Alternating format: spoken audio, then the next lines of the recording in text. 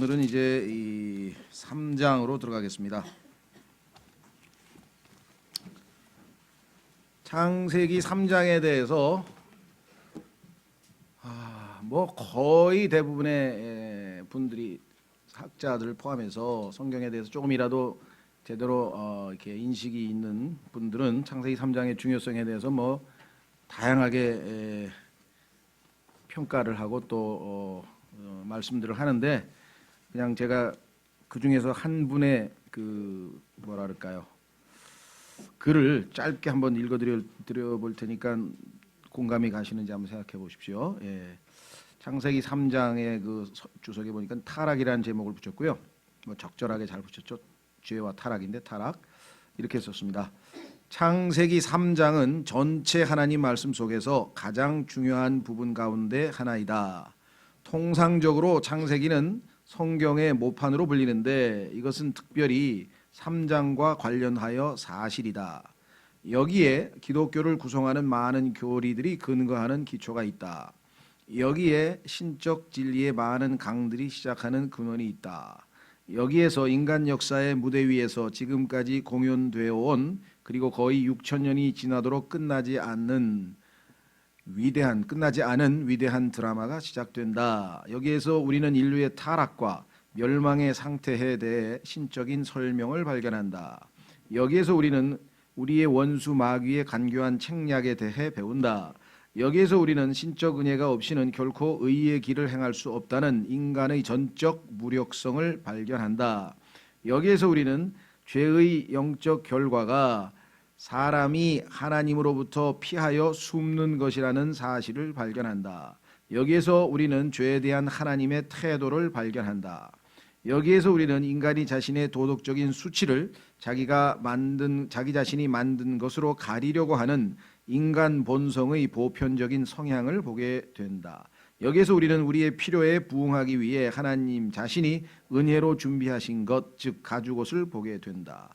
여기에서 성경 전체를 관통하여 흐르는 메시아 예언의 놀라운 강이 시작된다.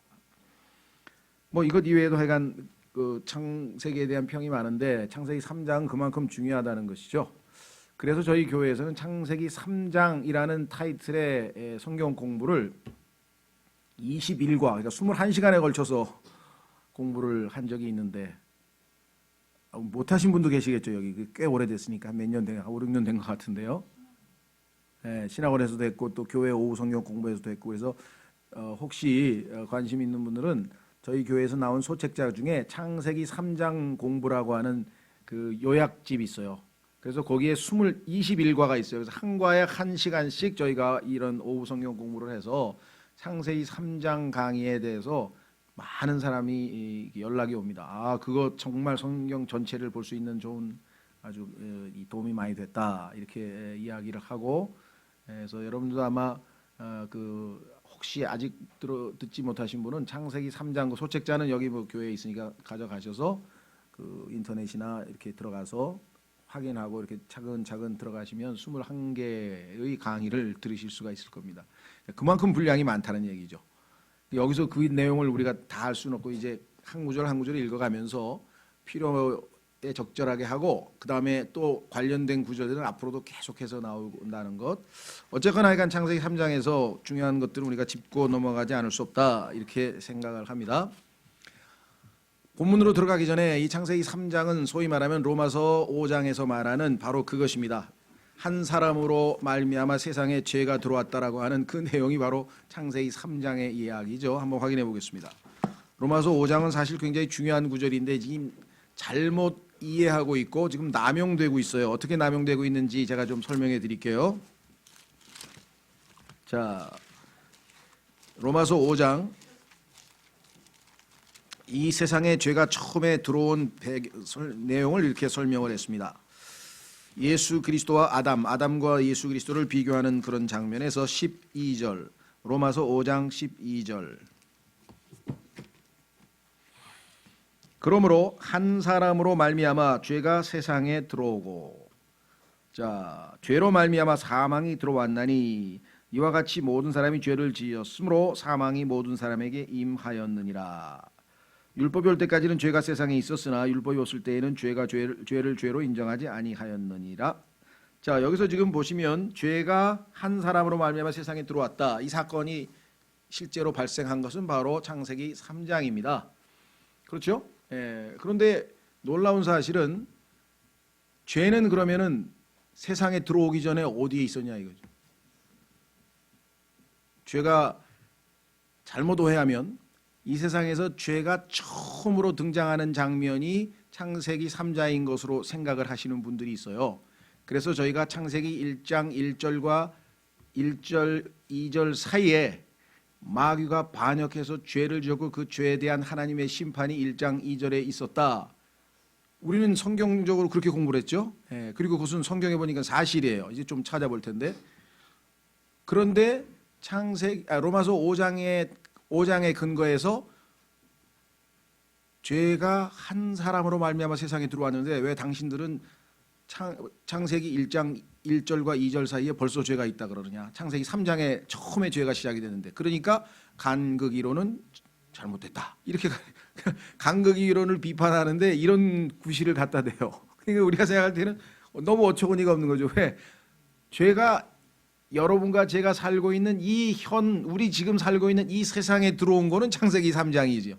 그러나 죄가 그때 처음 등장한 게 아니죠. 죄는 이미 있었어요. 그리고 죄의 싹은 사망도 이미 있었어요. 그러니까 하나님의 심판의 내용은 창세기 1장 1절과 1장 2절 사이에 있었는데 그걸 한번 찾아보겠습니다. 그때 죄가 있었다는 것을 성경을 통해서 우리가 확인해 봐야 되겠죠. 우선 첫째는 여기에 나와 있는 세상은 어떤 세상인가부터 확인해 보겠습니다. 자, 갈라디아서 1장. 갈라디아서 1장에 가면 여러분과 제가 살고 있는 이 세상을 이 악한 현 세상이라고 성경에서 설명을 했어요. 이 악한 현 세상. 갈라디아서 1장 4절. 그분께서 하나님 곧 우리 아버지의 뜻에 따라 이 악한 현 세상에서 우리를 건지시려고 우리의 죄들로 인하여 자신을 주셨으니.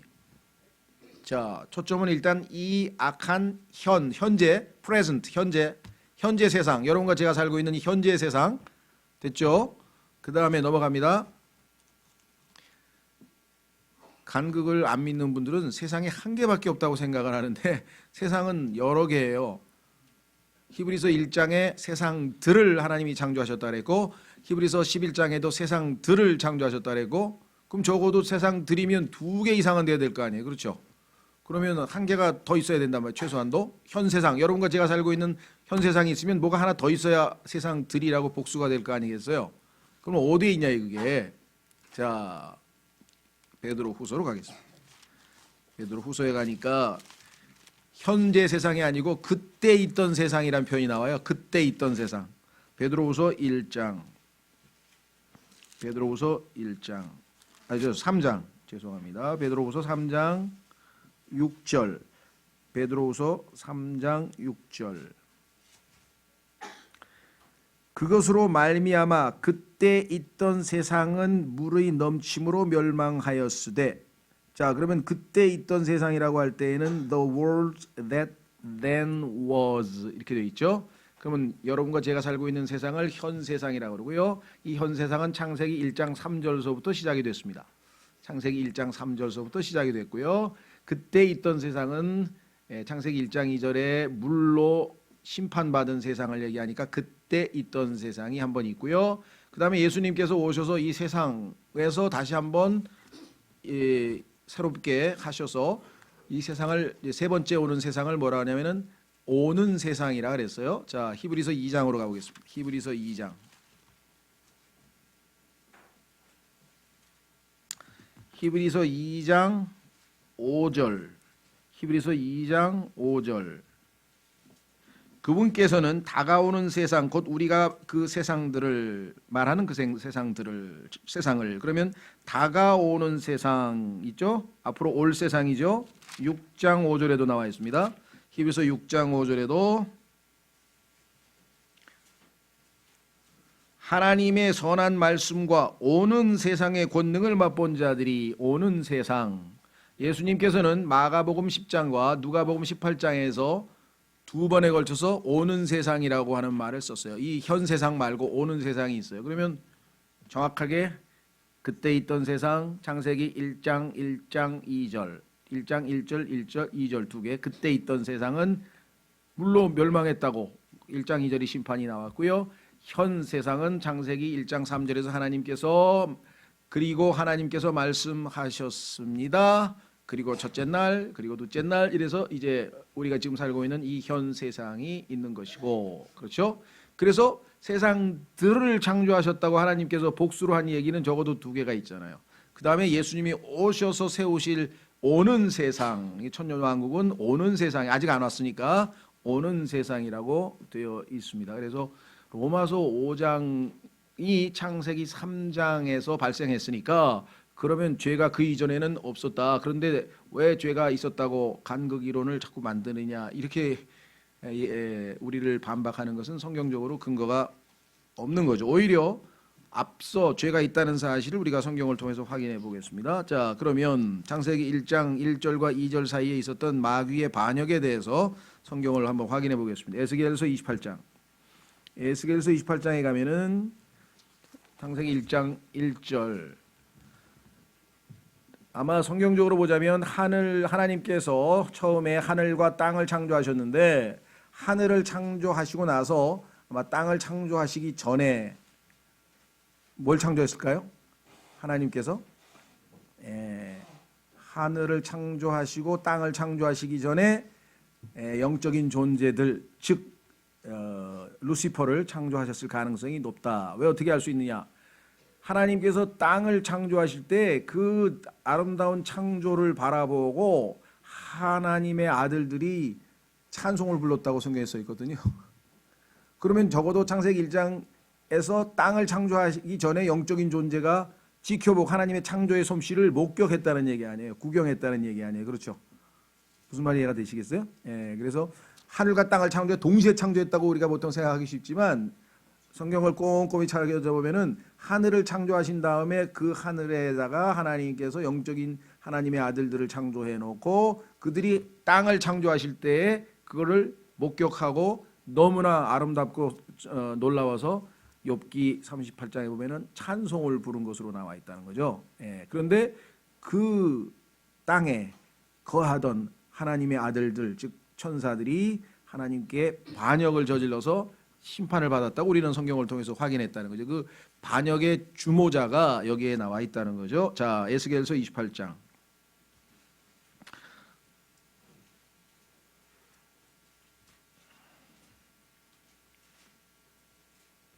자, 에스겔서 28장. 시간이 오늘 초점이 그게 아니니까 확인만 하고 넘어가겠습니다. 밑으로 쭉 내려가면 15절. 자, 에스겔서 28장 15절에 너는 여기는 두로의 왕인데, 그가 읽어보니까 기름 부음을 받은 그룹이라고 14절에 나와 있고, 이것이 사탄, 즉 루시퍼라는 것을 우리가 알 수 있는데, 이사야서 14장에 이름이 나와 있죠. 창조된 날부터 내가 내 길들에서 완전하였는데 마침내 내 안에서 불법이 발견되었도다. 내 상품이 많으므로 그들이 내 한가운데를 폭력으로 가득 채우매 내가 죄를 지었도다. 그러므로 내가 너를 더럽게 여겨 하나님의 산에서 쫓아내리라. 쫓겨났죠? 오 덮는 그룹아, 내가 너를 불타는 돌들 한가운데에서 끊어 멸하리로다. 여기에 보면은 분명하게 불법이 발견되었다, 죄를 지었다. 그래서 이 불법과 죄에 대한 심판이 창세기 1장 2절인데, 구체적으로 어떻게 죄를 지었는지가 이사야서 14장에 나와 있습니다. 하나님 앞에 도대체 어떤 죄를 지었길래 확인해 보겠습니다. 여러 가지 죄 중에서 가장 성경에서 하나님께서 심판을 할 수밖에 없는 죄는 무엇인가? 그것은 하나님의 권위에 대한 도전이었죠. 이사야서 14장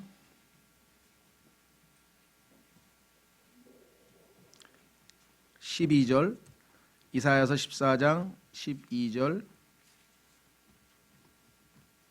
오 아침의 아들 루시퍼야. 이 루시퍼라는 이름 때문에, 그죠? 다른 그 어떤 성경들은 용납하더라도 마귀가 이 성경만은 안 받아들이려고 필사적으로. 왜 그럴까요? 자신의 정체가 여기 드러나 있잖아요. 루시퍼라고 하는 자신의 이름을 밝혀놓은 성경은 유일하게 킹제임 성경 이외의 성경은 없어요. 다 이것을 계명성으로 바꿔가지고 심지어는 하나님께서 루시퍼를 심판하는데 무모하다 그랬잖아요. 성경에 보니까 마귀는 bold, 무모한 자라 그랬어요. 두려움을 모르는 자라, 하나님도 안 두려워하는 자라고 써 있거든요. 그래서 자기를 심판하는 성경 구절을 하나님께서 예수님을 심판하는 성경 구절로 바꿔놨어. 예수님의 이름을 갖다 꼈다니까 여기다가 계명성이라고. 계시록 22장 16절에 빛나는 새벽별이신 예수님의 이름을 여기다 바꿔 껴놨는데 우리가 생각할 때는 감히 하나님 앞에 그런 무모한 도전을 했을까? 도전을 한 자예요. 여기 써 있어요. 뭐라고 써 있나 보세요. 뭐 어떻게 도전했나? 루시퍼란 말은 이 라틴어로 룩스, 빛이죠. 빛. 그 다음에 페로란 말은 운반자란 뜻이에요. 빛의 운반자.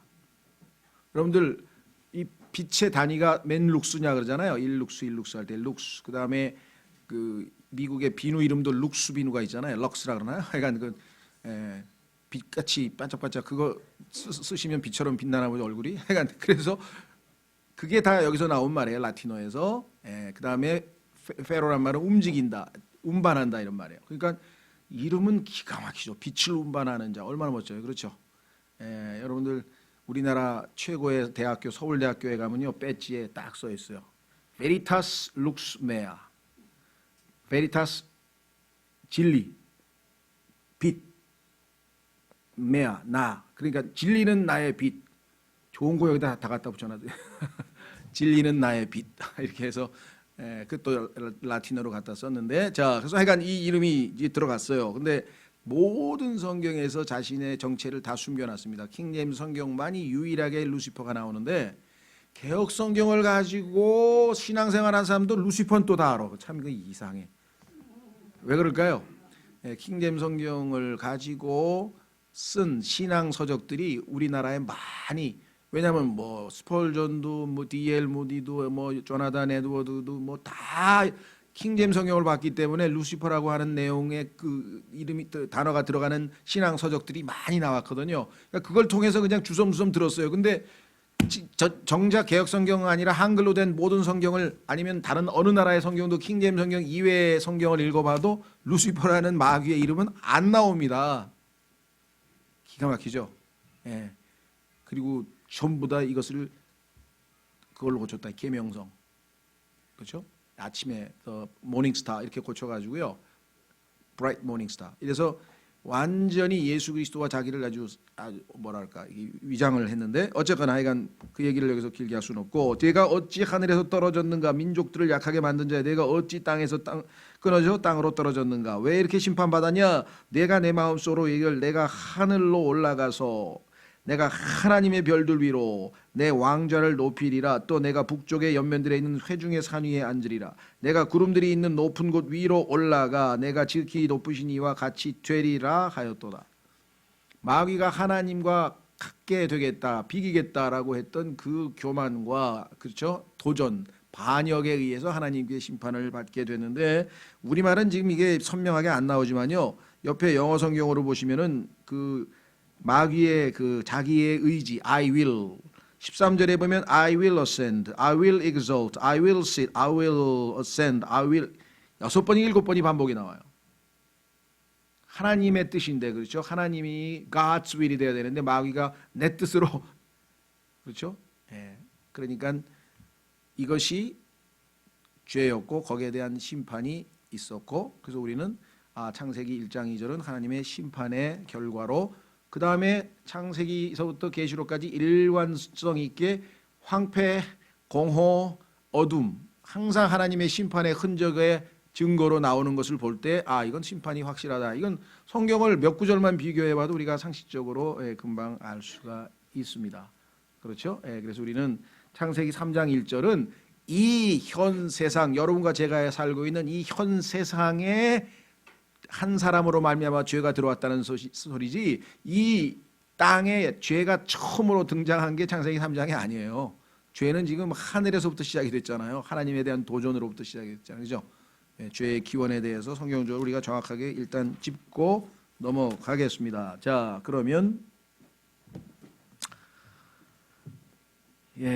우리가 3장 1절서부터 자, 여기는 이제 마귀의 시험이 나오고요. 그 시험의 방식이 나오고요. 이브가 속은 사건이 나오고요. 그로 말미암아 타락이 발생했고, 그렇죠? 죄를 지었고 불순종했고 그 결과 하나님께서 어떻게 심판하셨고 어떻게 다시 기회를 주셨고, 이 어마어마한 얘기가 지금 이 창세기 3장에 다 집약되어져 있습니다. 그래서 자, 첫 번째 단어부터 이게 아주 의미심장한데요. 왜냐? 이제 뱀은 주 하나님께서 만드신 들의 어떤 짐승보다 더 간교하더라. 자, 근데 이제라 그랬는데요. Now 그랬는데 뒤에 동사는 the serpent was. 이게 뭔가 좀 이상하죠. 왜? Now 근데 이제 now는 현재란 뜻이잖아요. 지금. 근데 왜 또 과거 시제가 나왔을까요? 이 하나님의 의도가 숨겨져 있는 거예요. 이게 보면은 한 번도 변치 않고 지금까지 계속해서 똑같아요. now하고 was라고 하는 것이 이게 동시에 들어갔다는 얘기는 뉘앙스가 의도적으로 수사학적으로 변함없이 마귀의 모습은 항상 동일하다. 수법 그런 것을 우리에게 은연중에 지금 암시하고 있는 표현서부터 사실 심상치가 않습니다. 그 다음에 뱀이라 그랬는데 이 뱀도 지금 논쟁이 심해요. 왜냐? 이 뱀이 마귀라고 하는 것을 알 수 있는 것은 뒤에 가면 당연히 요한계시록에 보면은 그 옛 뱀이란 표현이 나와요. 사탄 이름도 나와요. 그러니까 이 뱀의 이름에 대해서 사탄, 그다음에 옛 뱀, 뭐 용, 리워야단 해가지고 많습니다. 근데 이것도 또 잘 보면요, 두 개인가 나중에 이제 우리가 뱀의 정체를 살필 때 더 살펴보겠습니다만은 이름이 있고 타이틀이 있어요. 예수님 이름이죠. 그렇죠. 근데 예수님의 타이틀 중에 하나는 유다 지파의 사자 뭐 이렇잖아요. 그러니까 박근혜는 이름인데 대통령, 뭐 국군 통수권자, 뭐 행정부의 수반, 뭐 무슨 위원장, 그러면 요거는 타이틀이에요. 박근혜는 이름이고, 그렇죠. 요것도 어떨 때는 좀 우리가 구분을 좀 해야 돼. 이게 뭐 다 이름인지 이름이 여러 개인지 타이틀인지 막 이게 뒤섞여 버리는데 어쨌거나 그 문제는 나중에 한번 좀 살펴보고, 여기에서 이제 많은 사람들이 궁금한 게 있어요. 그것은 뭐냐? 뱀이 기어댕기는 뱀이 지금 이브에게 가서 말을 건 거냐? 아니면 일부 그렇게 믿는 사람들이 있습니다. 그리고 그게 절대 잘못된 건 아니에요. 왜? 성경에 보니까 중간에 하나님께서 당나귀도 급하면 당나귀 입으로 사람 말이 나왔잖아요. 그러니까 여기서 지금 뱀이 사람 말을 했다라고 해도 전혀 문제될 게 없어요. 더더군다나 여기 보니까 주 하나님께서 만드신 들의 어떤 짐승보다 더 간교하더라 그랬으니까 뱀이 짐승의 하나라는 것을 볼 수 있어요. 뱀하고 짐승하고 비교했는데 다른 짐승보다 뱀이 제일 간교하더라 이렇게 말씀하셨으니까 실제 뱀이라고 해도 아무 문제가 없죠. 그렇죠? 근데 또 성경을 또 궁금해서 더 이렇게 여러 군데를 찾아보니까 이 뱀은 나타날 때, 그렇죠?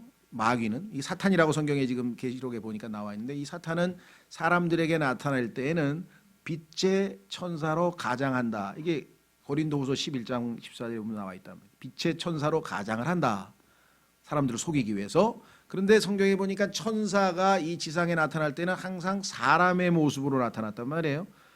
창세기 18장에도 보니까 롯이 이렇게 보니까 롯이 이렇게 보니까 세 사람이 걸어오는 것을 봤죠. 그래서 집에다 이렇게 초청해서 잘 대접도 하고 했는데, 알고 보니까 그 셋이 다 하나는 주의 천사이신 예수 그리스도시고 나머지는 또 천사들이었단 말이죠. 그러니까 천사들이 이 지상에 나타날 때는 사람의 모습으로 또 나타난단 말이죠. 그렇다면 어쩌면 사탄이, 뱀이라고 이름을 가진 그 사탄이 빛의 천사의 모습으로, 즉 사람의 모습으로 이브에게 가서 말을 건 것이 아니냐, 이런 주장도 가능하다는 거죠. 어떻게 할 수 있는가? 실제로 창세기 6장에 보니까 하나님의 아들들이 지상에 이미 많이 있었거든요. 소위 우리가 말하는 신들이라고 하는. 그래서 창세기 3장 4절에 그 신들에 대해서 아담과 이브가 알고 있었기 때문에 신들처럼 된다고 얘기를 했지. 신들이 누군지도 모르는데 신들처럼 된다고 얘기했을 리는 없을 거 아니냐. 그렇죠? 자, 그래서 3장 4절로 가보겠습니다. 요 문제를 너무 심각하게 생각하지 마세요. 왜냐하면 두 가지 견해가 있는데 이걸 가지고 한 가지가 꼭 맞다고 뭐 우리가 우겨서 싸울 필요는 없고요. 하나는 짐승이 직접 말을 했다. 왜? 성경에 보니까 당나귀도 말을 했고 또 나중에 형상도 계시록에 가면은 말을 하도록 하는 이야기가 나오잖아요. 그렇죠?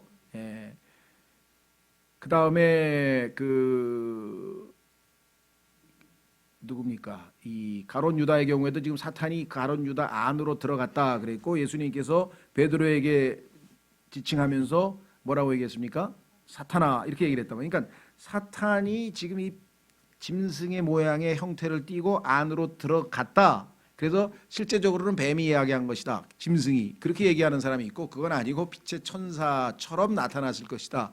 이렇게 얘기하는데 어떻게 알 수 있는가? 3장 4절에 보시니까 3장 5절 4절이 아니고 5절입니다. 너희가 그것을 먹는 날에 너희 눈이 열리고 너희가 신들과 같이 되어 선악을 알 줄을 하나님이 아시느니라 그랬습니다. 신들. 다른 성경에는 이걸 전부 다 하나님이라고 써놨어요. 하나님. 여러분 생각이 어떠세요? 이브가 그 뱀이 얘기할 때 네가 이 나무의 열매를 먹으면 그것도 하나님처럼 된다. 자, 아담과 이브를 온 우주 만물을 하나님처럼 된다 그러면은 그게 내가 볼 때는 설득력이 없죠. 그걸 속을 사람이 없을 것 같아요. 자, 그래서 여기에는 분명히 신들이라고 번역을 했어요. 킹제임스 성경만 정확하게. 왜냐? 창세기 1장 1절에 나오는 히브리어 단어 한 단어 그게 엘로힘이라고 하는 히브리어의 한 단어가 창세기 1장 1절에서는 하나님 그렇죠? 그 다음에 여기 창세기 3장 5절 그 다음에 6절 이런 데서는 신들 그 다음에 구약의 또 시편이나 이런 데 가면 천사들 이렇게 번역이 되어 있어요. 문맥에 따라서 한 단어가 하나님 단수로 번역이 되기도 하고요. 신들이라고 번역이 되기도 하고요. 그 다음에 천사들이라고 번역이 되기도 한다는 것 그걸 우리가 아셔야 되고요. 킹제임스 성경은 정확하게 3장 5절에서 신들이라고 했는데 6장으로 가보십시오.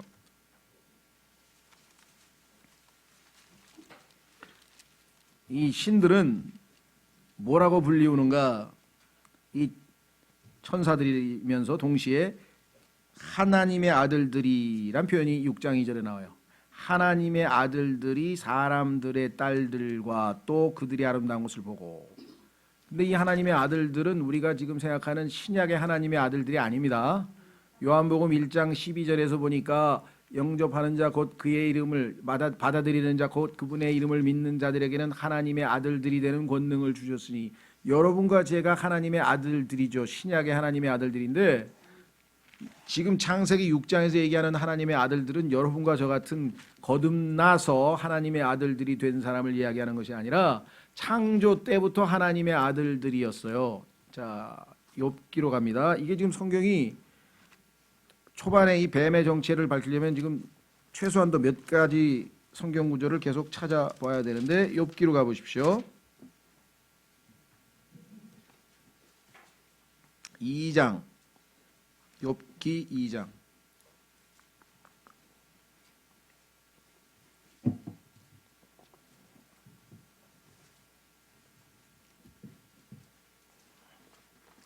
어 2장 찾기 전에 1장 6절부터 먼저 찾겠습니다. 순서대로. 처음에 구약에서 하나님의 아들들이 누구인지를 밝혀주는 것이겠죠. 욥기 6장 1절 죄송합니다. 1장 6절. 이제 하루는 하나님의 아들들이 자기를 주 앞에 보이려고 왔는데 주님이 계신 곳은 셋째 하늘이거든요. 아시죠? 그런데 하나님의 아들들이 거기에 왔어요. 당연히 여러분과 제가 아니죠. 구원받은 그리스도인들이 아니죠. 사탄도 그들 가운데 오니라. 영적인 존재들이 지금 다 모여 있죠. 예. 자, 그 다음에 2장으로 가세요. 2장. 또 하루는 하나님의 아들들이 자기를 주 앞에 보이려 왔는데 사탄도 그들 가운데 와서 또 왔어요. 셋째 하늘. 그 다음에 38장 욥기 38장으로 가니까 또 나와요. 하나님의 아들들이.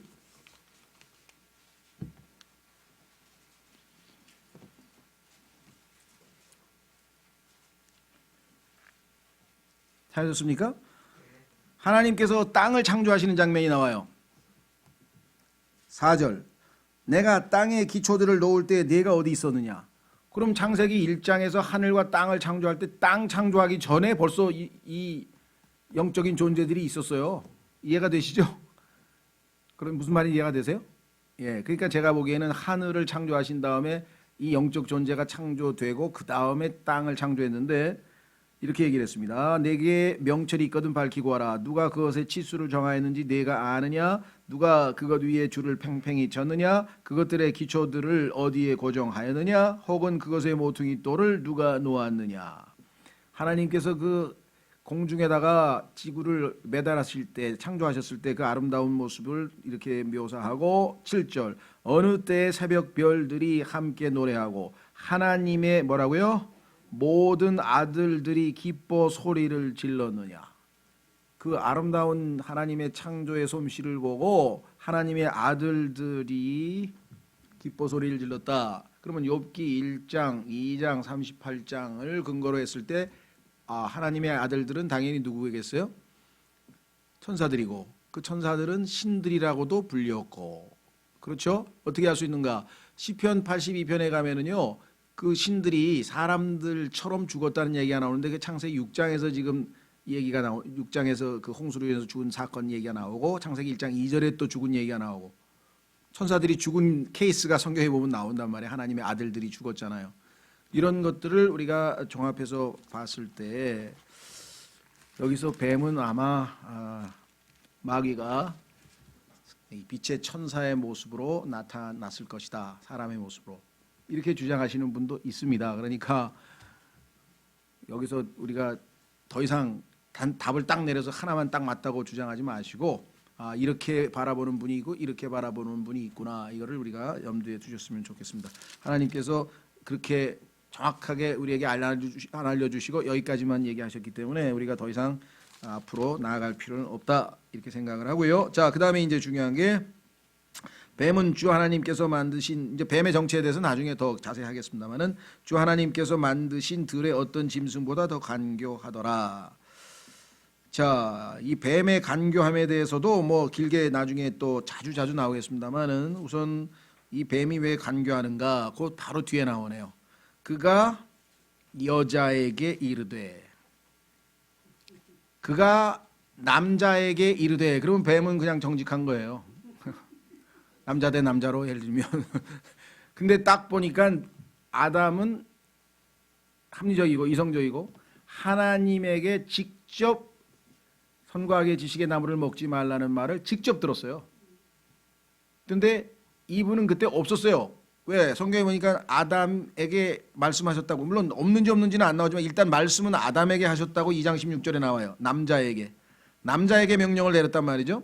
그렇다면은 간접적으로 지금 이브가 전에 들었다고 친다면은 아무래도 직접 하나님의 말씀을 들은 사람보다는 한 다리 건너서 두 번째 특성을 아마 파악을 했을 것 같아요. 남자는 좀 이성적이고 생각이 좀 발달돼 있고 의학적으로는 그게 전두엽인지 후두엽인지 잘 모르겠습니다만 하여간 뭐 그렇게 머리가 돌아갔겠죠. 그 다음에 여자는 감성적이고 그렇죠. 그래서 그 약점을 파악해가지고 여자에게 가서 결국은 어떻게 했는가 속였죠. 여자를 속였습니다. 그래서 간교하다 그랬어요. 자, 어디서 여자가 속았다는 표현이 나오는가 그것도 확인해야겠죠. 지금 이 순간 이브가 속았다고 성경에 써 있습니다. 자, 디모데전서 2장. 디모데전서 2장에 가면은 아담은 안 속고 이브가 속았다 이렇게 돼 있어요.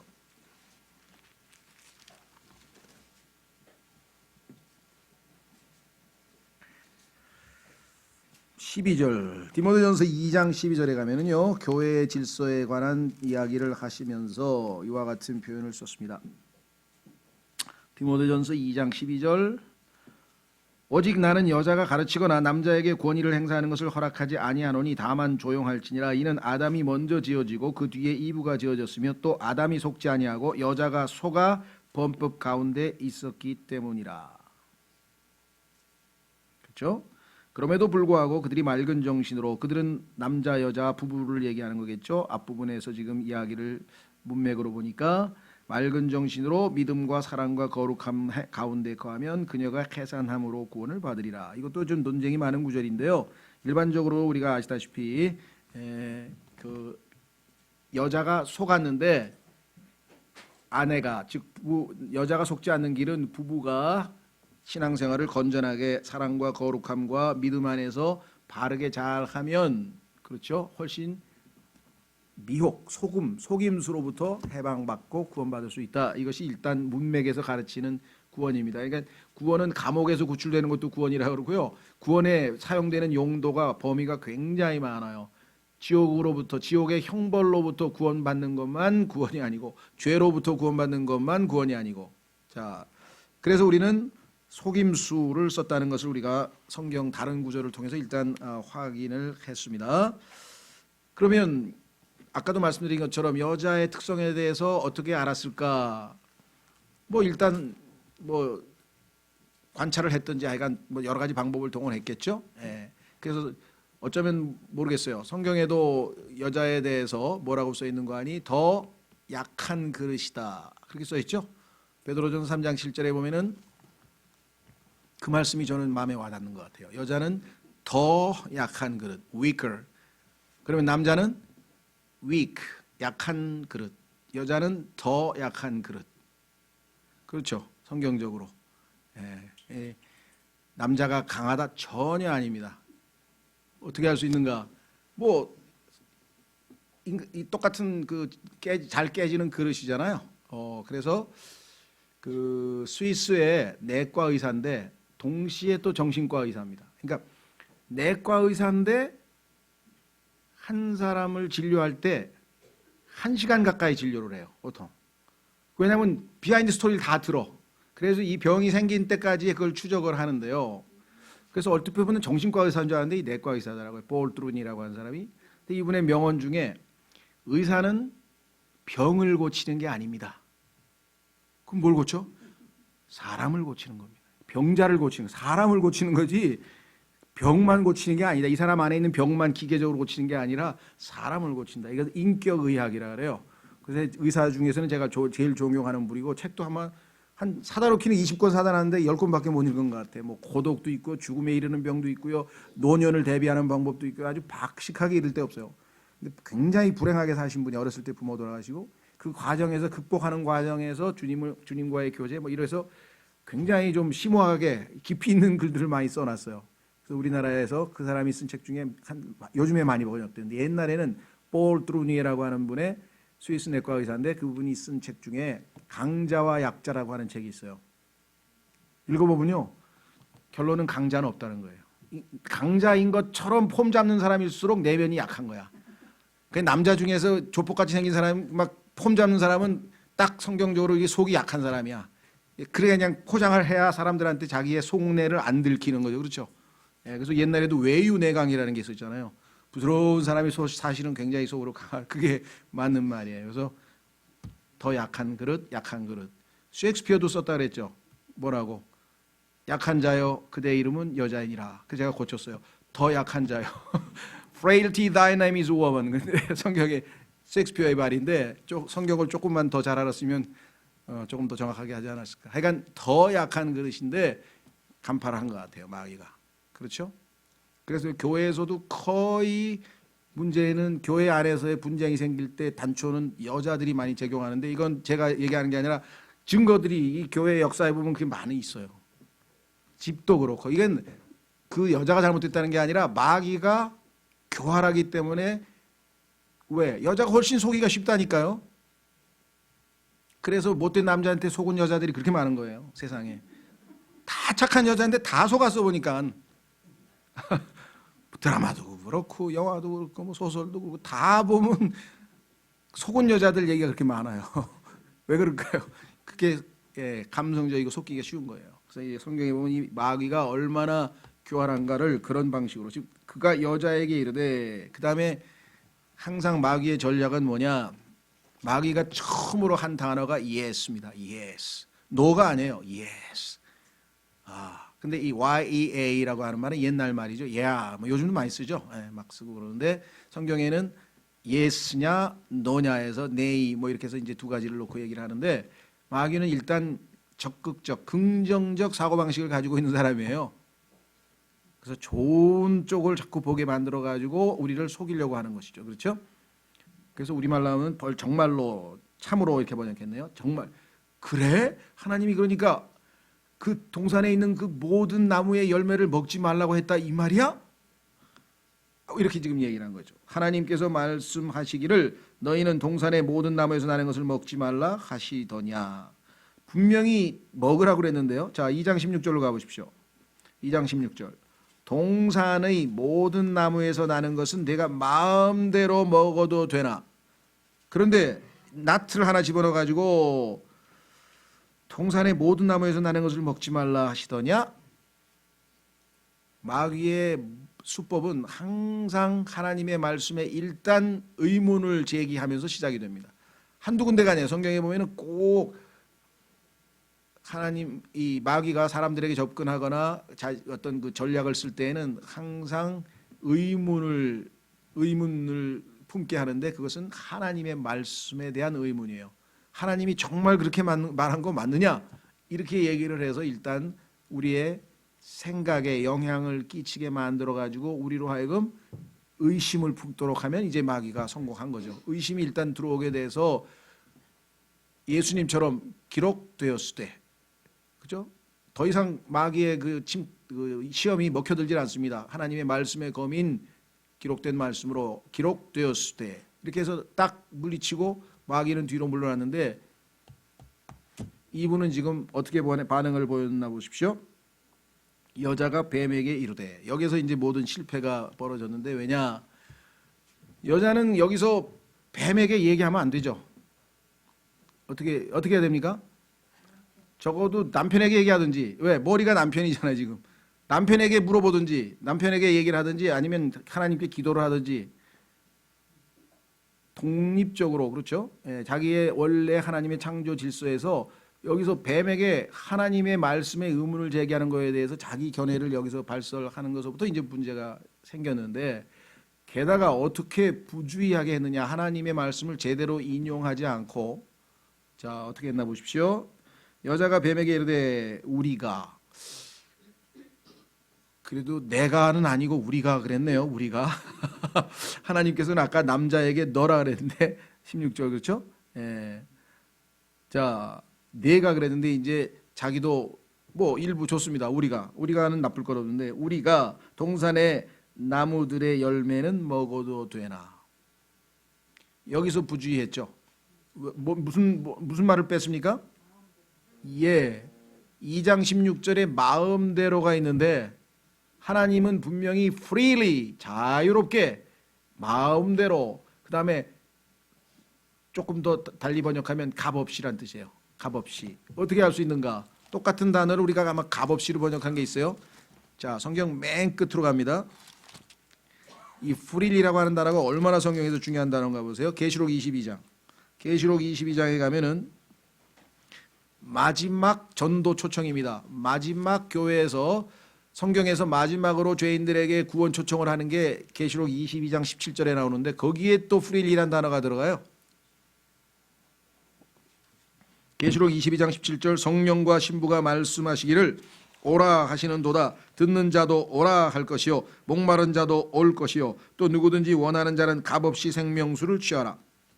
freely 하나님께서 뭐라 했어요? freely 마음대로.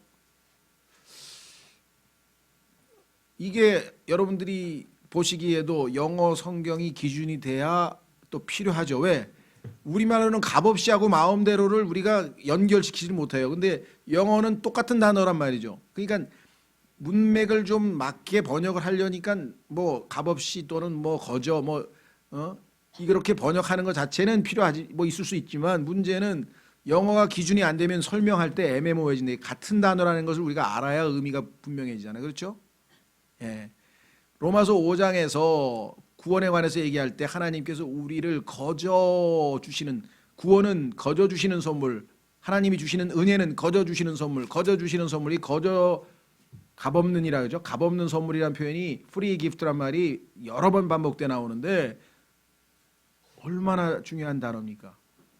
구원은 예수 그리스도께서 자신의 피로 죄값을 다 치루었기 때문에 우리는 거저 받는 것이지 뭘 내고 받는 게 아니잖아요. 그렇죠? 값없이. 자, 중간에 한번 더 찾겠습니다. 이사야서 55장. 이 단어가 어마어마하게 중요한 단어예요. 요즘 사람들 좋아해요. 텍스 프리 얼마나 좋아합니까? 정말 중국 사람 와가지고 지금 난리 법석이에요. 지금 면세점 그것도 프리예요. 프리. 세금 면제 아니에요. 텍스 프리. 예? 이사야서 55장. 이사야서 55장. 오호 목마른 모든 자들아 너희는 물로 나오라. 돈 없는 자도 오라. 왜? 돈으로 사는 게 아니야. 내가 거저 주니까. 너희는 와서 사목되 참으로 와서 돈도 내지 말고 값도 치르지 말며 포도즙과 젖을 사라. 이게 얼마나 역설적이에요. 어떻게 돈도 내지 않고 사냐. 거저 주는 거래. 그렇죠? 그럼 창세기 2장에서 하나님께서 freely 자유롭게 뭐든지 얼마나 인간을 수준 높게 만들었습니까? 그런데 너무나 수준을 낮춰버렸어. 이브가. 뭐 짐승이 말을 걸어왔는데 왜 짐승하고 얘기를 하냐고. 이해가 되세요? 하나님께서 하나님의 형상대로 지금 받아가지고 인격체로 대우해 주잖아요. freely 네가 원하는 대로 마음대로 이렇게 인격적으로 대해줬는데 그렇죠. 자, 그래서 여기 보시면 마음대로란 말 하나 지금 삭제시켰는데요. 이 단어는 나중에 보면요. 인간의 존엄성에 관한 문제입니다. 하나님께서 하나님을 섬길 때도 뭐라 그랬냐면요. 우리가 자원하는 마음이 그걸 free will이란 표현이 나와요. 성경에. 우리 이걸 자유의지라 그래요. 인간은. 하나님께서는요. 우리의 의지를 꺾고 뭐 이러시는 분이 아니에요. 우리에게 자유를 주시는 분이에요. 근데 우리가 자발적으로 그 하나님을 사랑하기 때문에 그렇죠.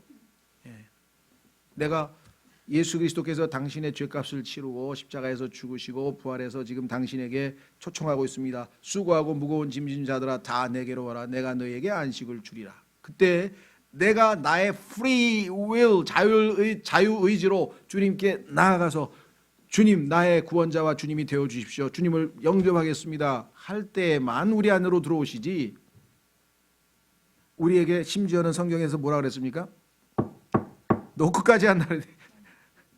예? 막 문 열고 우리 안에 막 강제로 들어오시는 분이 아니라 내가 문 밖에 서서 문을 두드린다고 계시록 3장 20절에 말씀하셨잖아요. 네가 열어주면 내가 들어가. 안 열어주면 안 들어간다 이 말이에요. 자, 얼마만큼 우리를 높여서 인격적으로 대해 주셨나 한번 생각해 보시라 이 말이죠. 그런데 그 단어를 지금 뺐습니다. 두 번째. 동산의 한가운데 있는 나무의 열매에 관하여는 하나님께서 이르시되. 그런데 동산에 있는 나무 하나가 있는데 그 선악의 지식, 선과 악의 지식의 나무라는 게 하나 있었는데 수없이 많은 나무 중에서 동산에 딱 두 개를 중앙에다 두 개를 놨어요. 하나는 생명나무고 하나는 지식의 나무인데요. 이것이 이제 우리가 가야 할 선택의 길이에요. 하나는 예수 그리스도의 길이고 하나는 사탄의 길이라 이 말이죠. 그렇죠? 하나는 생명의 길이고 하나는 멸망의 길이라 이 말. 자, 너희는 그것을 먹지도 말고 만지지도 말라. 너희가 죽을까 염려하노라. 이건 완전히 각색이에요. 이게 시나리오를 다시 쓴 거예요. 그렇죠? 왜? 창세기 2장에 보세요. 하나님이 하신 말씀이 아니잖아요. 17절. 2장 17절. 선악을 알게 하는 나무에서 나는 것은 먹지 말라. 그렇죠? 근데 먹지 말라 그랬는데 왜 만지지도 말라는 말은 왜 또? 예? 자, 전도서 7장 20절로 가보세요. 전도서 7장 29절. 발명했다고 정확하게 써있어요. 발명. 하나님이 하시지도 않은 말을 발명한 사람이지. 전도서 7장 29절.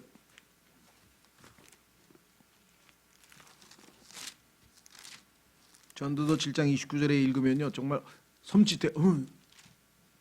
자, 보라, 내가 발견한 것은 오직 이것이니 곧 하나님은 사람을 곧바르게 만드셨으나. 창세기에서 하나님께서 만드셨을 때 얼마나 보기에 좋았으면 매우 좋았더라. 인간을 만드시고요, 자신의 형상대로 지음받은 그 인간의 모습을 보고, 그렇죠.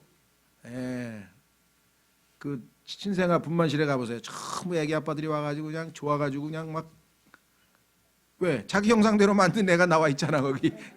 하나님께서 지금 인간을 딱 창조하시고 매우 기뻐하시고 좋아하고 계셨죠. 그렇죠. 예. 자, 그런데 곧바르게 만드셨어요. upright. 그런데 그들이, 왜 그들일까요? 남자와 여자를 만들었잖아요. 그 성경에 보니까 하나님께서 사람을 만들었다고 그리고 나서 금방 그들이라고 복수로 창세기에도 나오잖아요. 그렇죠? 그래서 남자와 여자, 그들. 그래서 그들의 이름을 아담이라고 지었다. 성경에 원래 남자 여자 이름이 한 개였어요. 머리, 그렇죠. 둘이 하나니까 이름이 하나, 아담. 그러면 하나는 남자니까 메일은 미스터 아담이고 한쪽은 미시즈 아담이고 이렇게 되는 거예요. 그 서양에서는 성경적 전통을 따라서 그렇게 불렀죠. 미스터 클린턴, 미시즈 클린턴. 근데 요즘에는 이제 그게 자꾸 경계가 없어져 여자 그냥 이름으로 그냥 막 부르게 된 것은 이제 문제가 있는 거죠. 그게 영적인 흐름에 보면 지금 퇴화하고 있다는 것을 우리는 성경적으로 지금 알고 보는 것입니다. 자, 그래서 여기 보면은 창안물이란 말 썼네요. 그들이 많은 창안물, inventions. 하나님과 독립해서 하나님의 뜻을 어긋나는 걸 많이 발명해내는데 그 중에 하나 보니까 첫 번째부터 이거 하나님이 하시지도 않은 말씀, 만지지도 말라. 이걸 이제 심리 분석, 소위 말하면 이렇게 분석을 좀 해보면 이건 추정입니다만은 아까도 말씀드린 것처럼 이분은 지금 마음에 쓴뿌리가 있었을 것 같아요. 왜? 아담이 와가지고 얘기를 해줬어. 하나님께서 그러는데 뭐든지 다 먹어도 된대, 마음대로. 근데 요거는 먹지 말라고, 먹으면 반드시 죽는다. 그 얘기를 딱 듣고 어떻게 생각했을까요? 왜 나한테는 얘기를 안 해주시오? 그랬는지 어쨌는지 모르지만 뭔가 하여간 마음에 쓴 뿌리가 있었어요. 불만이 있어서. 그러지 않으면은 만지도 말라 했다는 말을 하는 그런 얘기를 말하는 마음의 상태가 우리가 읽어지잖아요. 그렇죠? 만지도 말라는 말까지 하나님은 안 하셨는데 하나님은 보호 차원에서 좋은 뜻으로 얘기했는데 지금 불만이 가득한 표현을 지금 일단 했고 그 다음에는 뭐라고 얘기했습니까?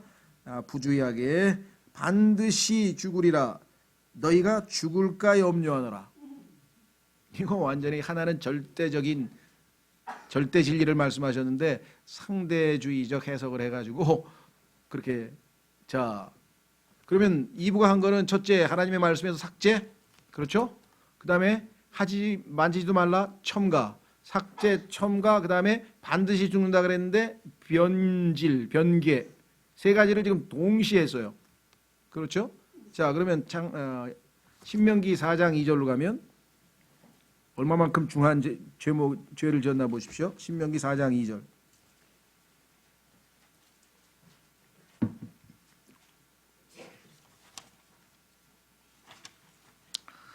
너희는 내가 너희에게 명령하는 말에 더하거나 거기에서 빼지 말고 내가 너희에게 명령하는 주 너희 하나님의 명령들을 지키라.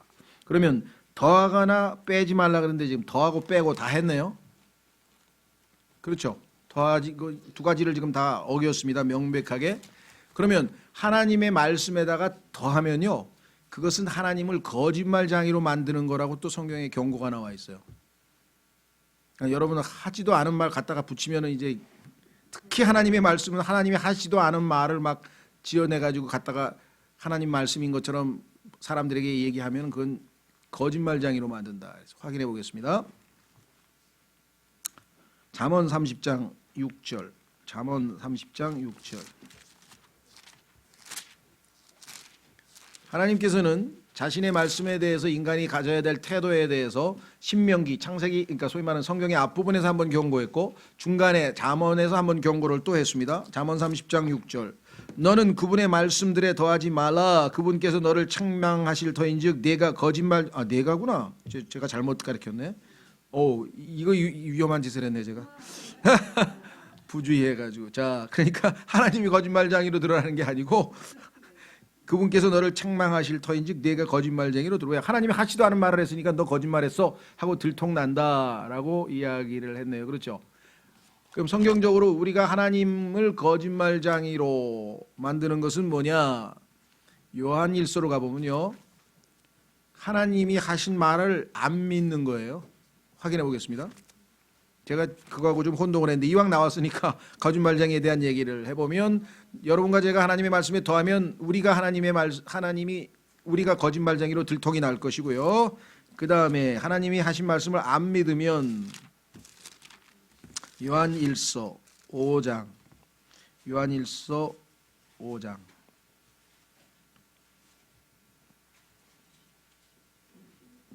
9절, 요한일서 5장 9절, 만일 우리가 사람들의 증언을 받을진대 하나님의 증언은 더 크도다. 사람들이 증언하면 우리가 믿죠. 늘 말씀드린다마는 이순신 장군도 믿고 세종대왕도 믿고, 그렇죠.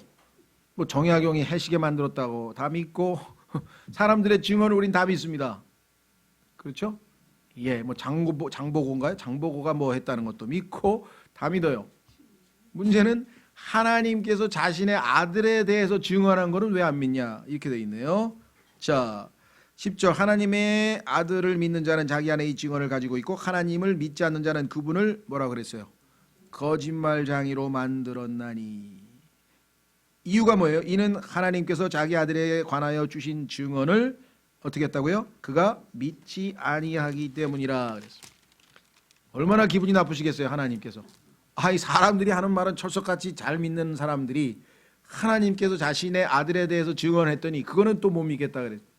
그래서 하나님을 거짓말쟁이로 만들었죠. 자, 그 다음에 다시 이제 마무리를 짓겠습니다. 창세기 3장 4절까지 이제 이게 이제 문제네요. 왜? 뱀이 여자에게 이르되, 이 기회를 안 줬어야 되는데 여기서 이제 대화를 진전하다 보니까 뱀이 여자에게 이르되 뭐라고 했나 보세요. 너희가 절대로 죽지 아니하리라. 이것도 또 논쟁이 있습니다. 어떤 논쟁이 있느냐? 이 성경에서 번역상에서 너희가 절대로 죽지 아니하리라, 결코 죽지 아니하리라가 됐다. 그러니까 절대로 죽지 아니하리라 이렇게 번역하시는 분이 있고요. 두 번째는 너희가 반드시 죽는 것은 아니니라. 다시 말하면 반드시 죽지는 아니하리라. 안 죽을 가능성이 한 20% 있느니라. 뭐 예를 들면 무슨 뉘앙스인지 아시겠어요? 이게 이제 왜 이러느냐? 미국 사람들 중에서도 지금 이제 이게 그 문법학자 중에서 지금 조금 견해가 다른데요. 왜냐하면 이것 때문에 하도 고민이 돼가지고 30년 동안 물어봤는데도 미국 사람들끼리도 일치를 안 하더라. 그게 무슨 소리냐? 항상 그러면 always예요. 그런데 not always 그러면 항상은 아니야. 가끔씩 아닐 때도 있어. 그래서 이걸 부분부정이라 그래요. 그런데 부분부정에 해당되는 always라든가 몇몇 단어는 있는데 surely라고 하는 단어도 부분부정이 가능하냐? 예를 들면 하나님은 surely die, 반드시 죽는다 그랬어. 근데 마귀는 surely 앞에다 not을 집어넣어서 not surely die 이러면 반드시 죽는 건 아니라니까. 이렇게 지금 해석을 하시는 분이 있고요. 성경에 보면 surely라고 하는 단어가 맨 앞으로 가서 만약에 surely he shall not die 그러면 그거는 그야말로 절대로 안 죽는다는 뜻이에요. 우리 현대 그 영어에서도 surely가 맨 앞으로 빠지면 절대 안 죽는다는 뜻인데, 이게 not surely가 되면 반드시는 아니다 이런 해석이 가능하신다 이 말이에요. 여기서 지금 실제로 봤을 때 반드시 죽는 거는 아니다라고 하는 상대주의적 사고방식과 그 다음에 소위 말하면 하나님의 말씀이 절대성이 아니라 얼마든지 상대화하실 수 있다는 그런 것으로 이제 해석을 하시는 분이 있고, 그게 아니고 마귀가 하나님의 말을 전면으로 부정했다. 반드시 죽는다 그랬는데 반드시 안 죽는다고 얘기했다. 여러분 생각은 어떠십니까? 마귀는 무모하기 짝이 없어서 하나님의 말씀을 정면으로 반드시 죽는다 그러는데 절대 안 죽어. 걱정하지 마, 걱정하지 마. 이렇게 얘기했다는 거예요. 이게 맞는 건지 반드시 죽는 건 아닐 거야. 안 죽을 수도 있을 거야. 뭐 이렇게 얘기한 건지 여러분 생각에는 어떠세요? 저도 잘 모르겠어요. 그래서 그러니까 이런 두 가지 해석을 놓고 있는데 90%는 제가 찾아보니까 퍼센트로 왔을 때 90%는 이 번역대로예요. 절대로 안 죽는다 하고 마귀가 하나님의 말씀을 전면적으로 부인했다 이렇게 해석하는 분들이 있는 것 같아요. 그런데 실제 역사나 이런 걸 봤을 때 그렇게 해서 과연 속아 넘어갈까? 그렇죠. 왜냐? 요 3장 3절에 이 여인과 보조를 맞춘 거 아니냐 이게. 죽을까 염려하노라. 하나님은 반드시 죽는다 그랬는데 죽을지도 몰라. 이렇게 얘기했다고 지금 여자가 얘기하니까 맞아. 반드시는 안 죽는다니까. 이렇게 얘기한 거 아닌가.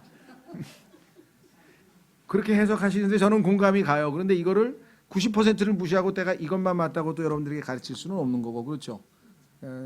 그야말로 저는 하늘에 가면 물어볼 성경 구절 다 적어놨어요. 해석이 안 되는 거. 이거는 이 사람들은 이렇게 주님의 훌륭한 일꾼들이 이렇게 가르쳐서 이렇게 생각을 했는데 반대로 가르치는 분들이 있어가지고 또 저는 이렇게 생각을 했으니 하나님의 견해는 무엇인지 그렇잖아요. 베드로도 보니까 바울이 얘기한 거 보니까 이게 뭔 소리인지 전혀 부끄러운 게 아닙니다. 그렇죠. 그래서 이 문제도 저는 후자로 자꾸 심정이 굳혀지는데 그걸 이제 이 세상 삶에 보니까 전부 다 가능성의 삶이잖아요. 그렇죠? 암이 걸릴 확률이 70%입니다. 뭐 그러면 걸린다는 거야, 안 걸린다는 거야 도대체?